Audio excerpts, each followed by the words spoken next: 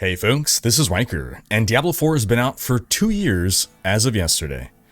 We'll go over what the celebrations were, plus the new developments in the search for the secret cow level. We'll also talk about the massive new Path of Exile expansion that is coming next week. They're adding mercenaries that you can fully gear, plus a ton of other stuff. It's great. We'll cover the Witcher 4 tech demo, the shuttering of the remains of the studio that first made Torchlight, and we'll cover a bunch of new game trailers that surfaced this week. But before we go on, a word from this video's sponsor, NordVPN. A VPN is an important tool for keeping your data secure and encrypted on the internet. And I don't dare connect to public Wi-Fi without first enabling my VPN. Whether I'm on my phone or a laptop, whether I'm at an airport or a cafe, I turn on my protection before connecting to that public Wi-Fi. Because you never know who may be snooping around trying to steal your personal data. Because that Wi-Fi network named Cafe Free Wi-Fi can be anyone using their phone as a Wi-Fi hotspot to trick you into connecting to them. Turn on your VPN, and now your data is getting encrypted before going out. You can also use a VPN to get around region block content by picking a server in a different country, and NordVPN has thousands of servers worldwide. And it's so user-friendly that you're basically just one click away from hiding your IP or browsing the web from a different country. And one account lets you connect up to 10 devices, be they computers, phones, tablets, you name it. So take control of your internet experience today with NordVPN. Right now, when you use my link, nordvpn.com/Rhykker, you'll get a huge discount on a 2-year plan plus 4 additional bonus months. It's risk-free with Nord's 30-day money-back guarantee. That's nordvpn.com/RHYKKER, or click the link in the description below. So getting things started with some Diablo news. Diablo 4 just turned 2 years old, and Blizzard celebrated by letting us buy some cosmetics with gold. Hey, better than charging real money. Plus, we got the XP and the gold boost and the bonus whisper turn-ins, the usual. And that's it. That was the extent of the celebrations. From June 3rd until June 17th, basically, you can log in, head to the anniversary tab in-game, which is parked right next to the battle pass, and you pick up a few weapon skins and some mount armor for about 140,000 gold. So if you've played the season at all, you already have all that gold on hand, so you just log in, click some buttons, claim everything, and if you haven't played the season, well, make a new character, and within 30 minutes you will have enough gold to buy everything. Kinda makes you wonder why there's a gold cost at all, but hey, at least it's not grinding another 500 baylets, so just log in, get your free cosmetics, log out. It's not an event, they're not calling it an event, they're calling it a celebration. It's just free stuff for players. Probably wasn't worth putting on the roadmap. Putting it there kind of set some expectations of it being something more. Then of course you look at Diablo Immortal, which is celebrating their 3rd year anniversary. They get a month-long celebration event. They got gameplay content, multiple mini events within it. There's like bosses to fight, there's cosmetics and loot to earn. One of the mini events involves 3 limited time bosses to face. Another is a limited time crafting event that allows you to reforge 3 of one item into a more powerful version of that item. Plus there's a bunch of returning events during this period. And participating in all these different events earns you points for the entire anniversary celebration. And I'd actually like to ask any Immortal players, what do you think of these events? So I don't really understand the game systems in Immortal right now. Like, I played it at launch, but it was a long time ago, and there's a lot of new stuff in the game that I don't really understand it. So I read all these things, I read everything that the event is bringing, and it feels like a lot. As an outsider, right, this looks like a lot of stuff, but is it really? And is it stuff that you guys enjoy? Because, for example, Diablo 4 events in the past, players would often complain about what they would make us do to earn whatever cosmetics. So I'm wondering, like, do Immortal players enjoy these events? Now, one interesting thing about the Diablo 4 2nd anniversary cosmetics, and I may just be reading into tea leaves here, but they are thematically connected to ideas of the sun, to dawn, to light. So could they be teasing us about a paladin type character?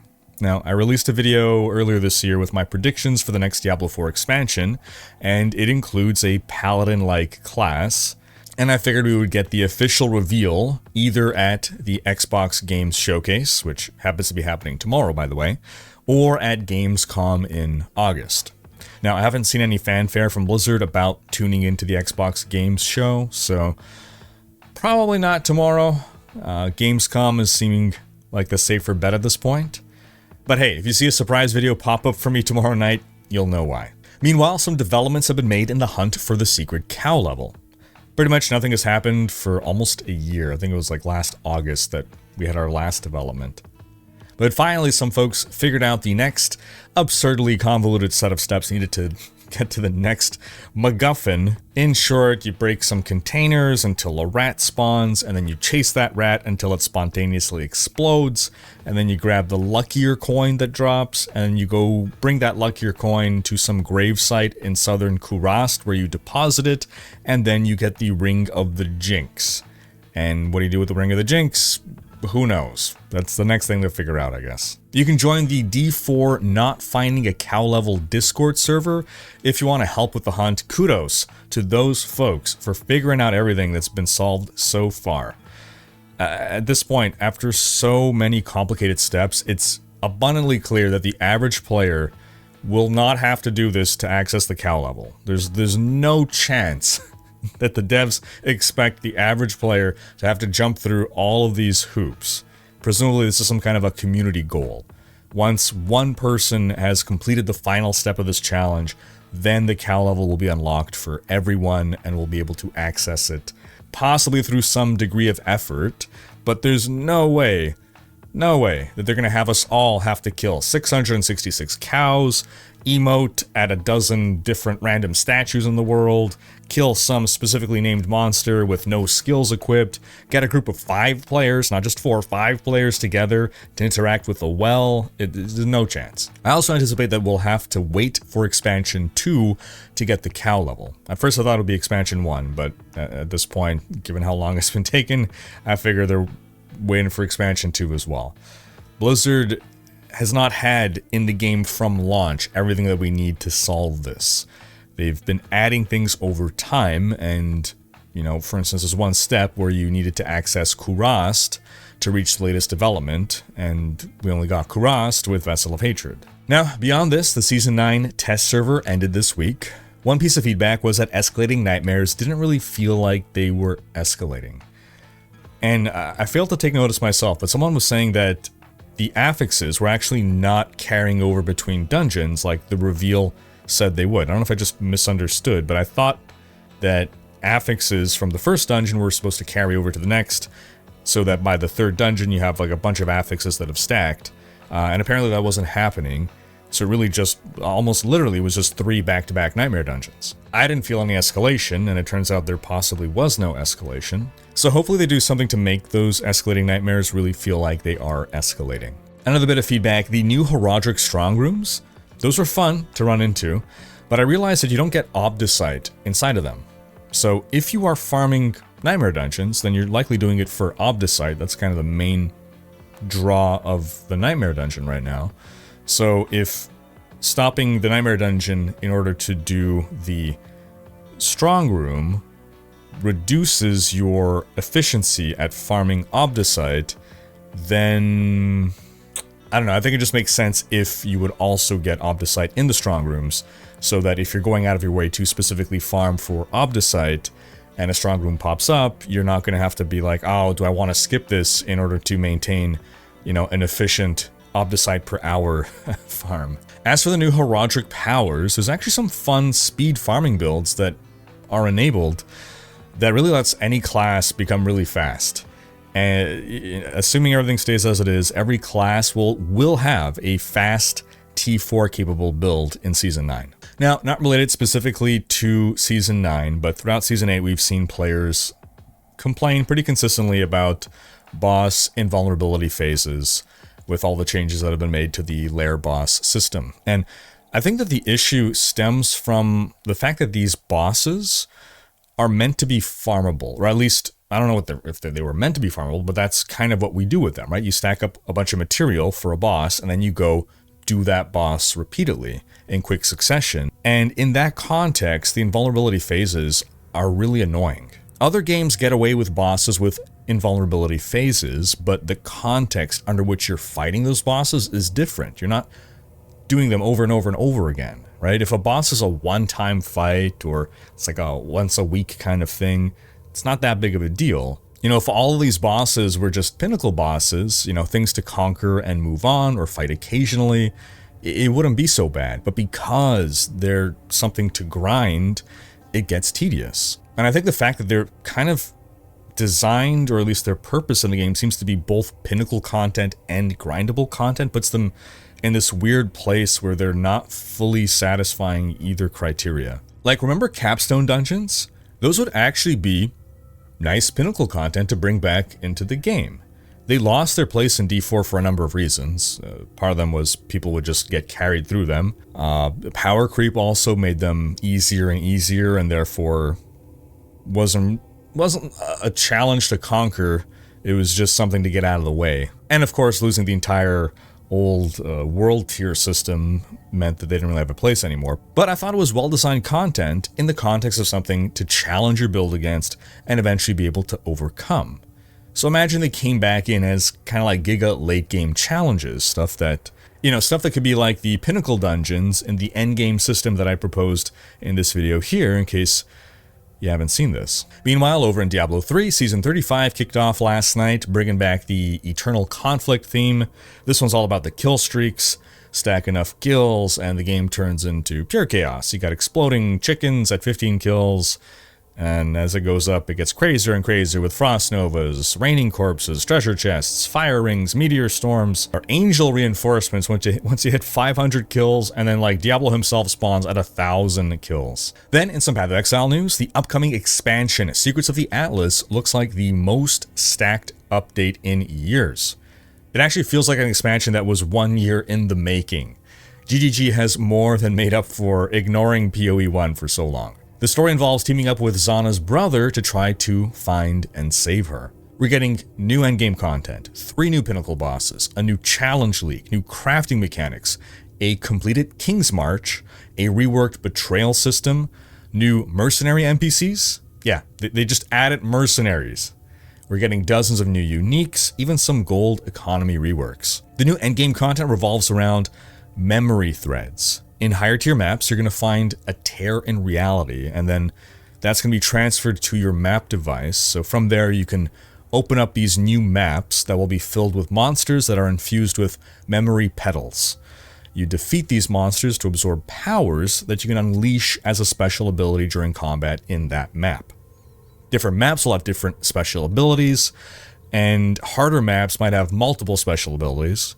And knowing when to use these abilities and how to synergize multiple abilities with each other is going to be key to maximizing your rewards in the map. And at the end of one of these new maps, you're going to find an altar that lets you pick a modifier that will affect all subsequent maps in a given memory thread, which will ultimately allow for some of the most juiced maps ever in PoE. Then the final map in each memory thread is a real challenge guarded by a powerful boss that drops a map fragment that ultimately leads to the 3 new pinnacle bosses. New unique items will drop from these new pinnacle bosses. And after defeating these pinnacle bosses, you'll be able to find new memory-influenced Tier 16 maps that can roll the same mods as T17 maps, and these maps will be able to drop loot that has memory strands on them. And this is very similar to Last Epoch style crafting. Memory strands get consumed from the item whenever you identify and then craft on that item, and as the strands are consumed, it gives you better results. And of course, yes, they added a new passive tree section for all of this, because of course they did. Also, Shaper and Elder are now getting their own exalted orbs. Settlers of Kalgur is going core, but no more town building. The town will start off fully built. You're still going to find ore veins, however. You're going to send out shipments. Now you're going to be getting as rewards from these shipments and stuff, you're going to be getting tattoos that you can place in the passive tree to replace a passive node. So like you can replace a small, like a +5 strength node with a 5% increased fire damage tattoo. Similarly, you'll get rune grafts that can replace passive tree mastery nodes. And there's going to be scarabs for Kalgur as well as passive tree support. The gold economy lives on. You'll use gold to gamble in every town now, to respec, and the currency exchange starts in Act 6. But my favorite feature of this league is the league mechanic itself, the Mercenaries of Charthus. You'll meet new mercenaries in each area. You'll be able to see exactly what that mercenary's gear and skills are, and then you can choose to duel them in order to either hire them for gold, or take one of their items, and some of them will have new uniques, or you can exile them. Basically, every mercenary follows some kind of an archetype, and if you exile a mercenary, then that mercenary archetype won't show up again for a while. You can have up to 3 mercenaries hired, but only one of them can accompany you at any given time. The other 2 have to wait in town. Union regulations. But basically, you may want to bring different mercenaries for different situations. Let's say against a certain boss, you might want a more defensive mercenary or something. Also, these guys don't level up, so as you go deeper into the game, you'll want to hire better mercenaries. If a mercenary dies, you can spend gold in town to revive them. Of course, there's going to be a bunch of balance changes. There's going to be new build options to think about. There's nerfs. Splitting Steel got gutted. Its projectiles can no longer return. Hex Blast is dead, but Animate Guardian now keeps its gear when it dies. Massive buff for minion builds. Crafting got a shakeup too. Resistance mods can no longer roll or be crafted on weapons, which makes elemental weapon crafting now way easier.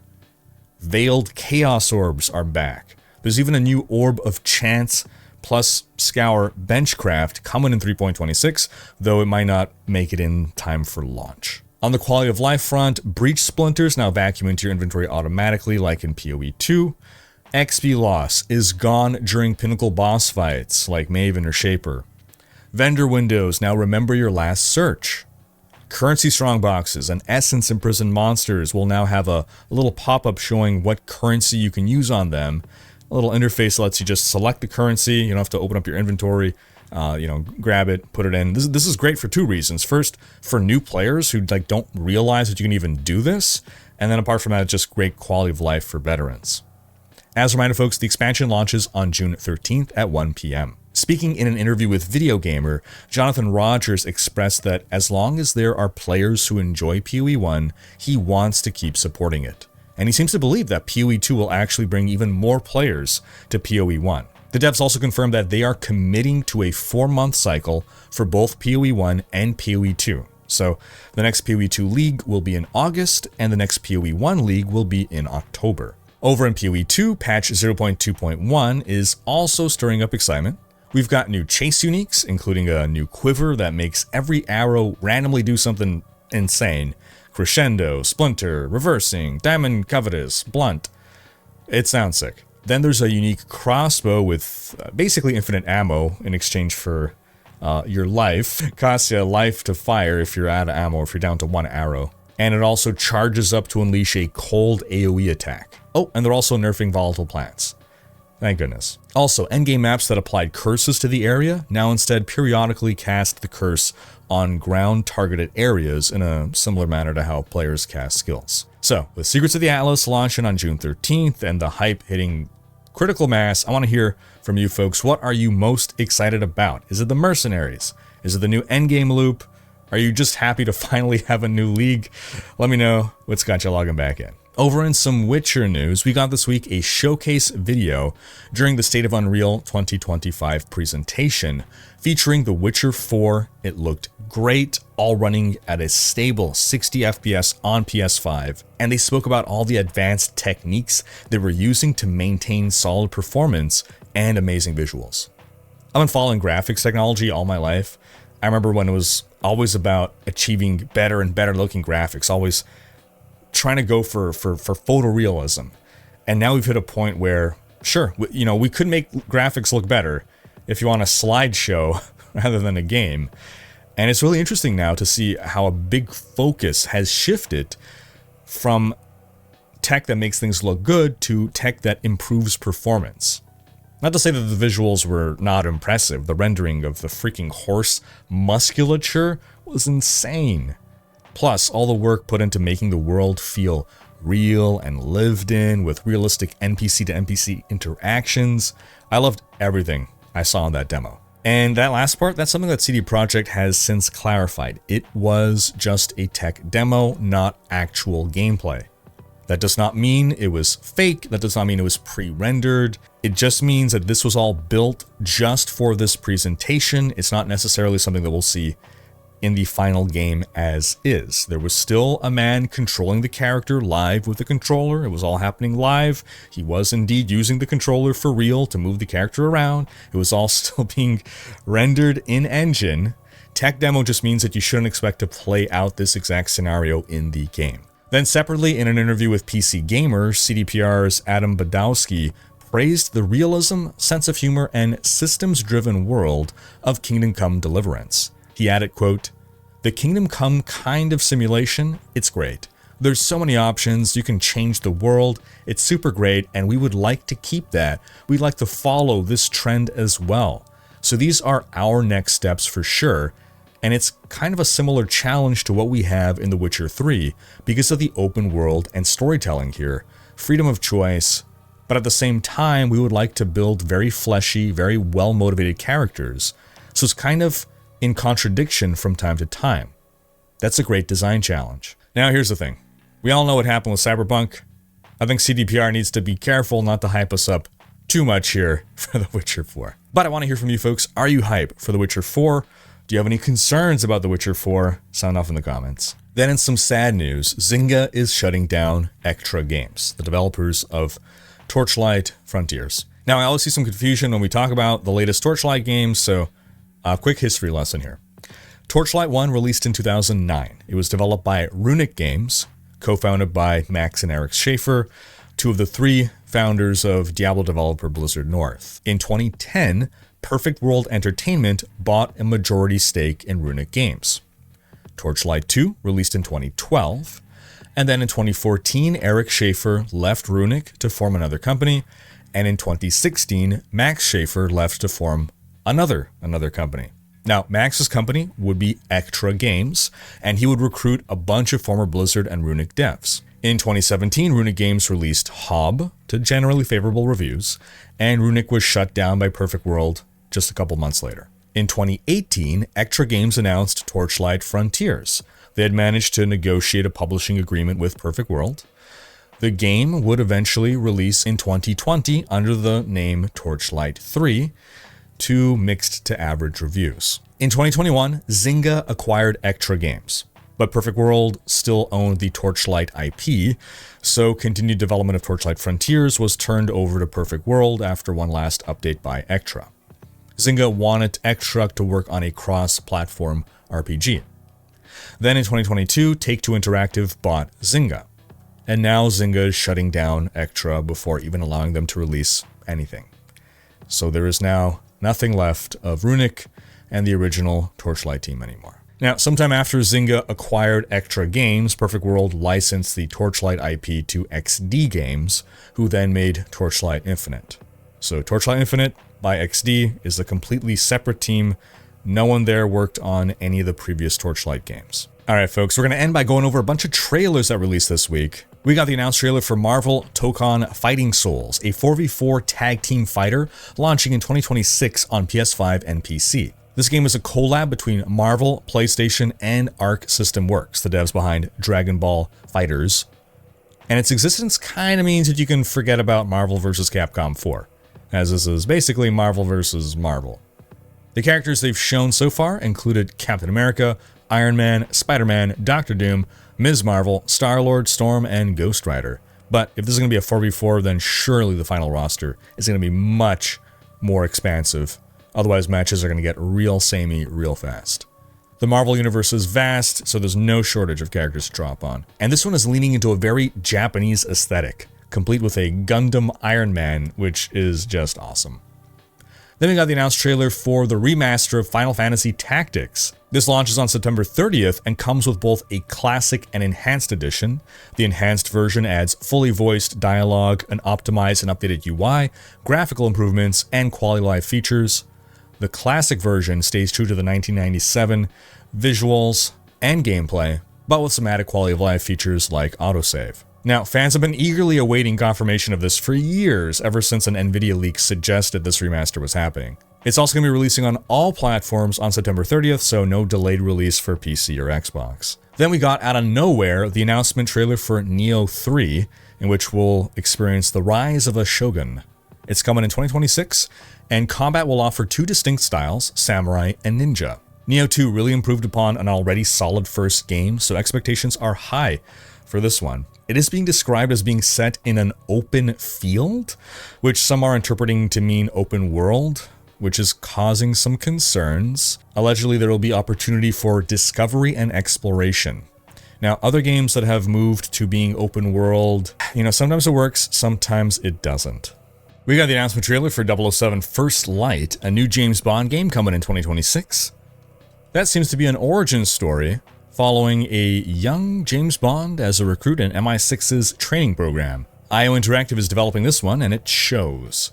You can see a lot of Hitman in this. Also seems to have some Uncharted vibes. Tonally, it feels kind of campy, like classic Bond, and less like the more modern, serious Daniel Craig era. Bond himself, I don't know that I really buy this guy as Bond. He seems a bit more like a Tom Cruise Mission Impossible style hero than a James Bond. We also got the release date trailer for Silent Hill F, a Japanese psychological horror game set to release on September 25th. And even though this reimagining of the franchise isn't even set in the actual town of Silent Hill, it still feels so thoroughly Silent Hill. I got a good feeling about this one. We got a trailer for Pragmata, a sci-fi adventure that blends action and strategy. This is a new IP from Capcom releasing on PS5 in 2026.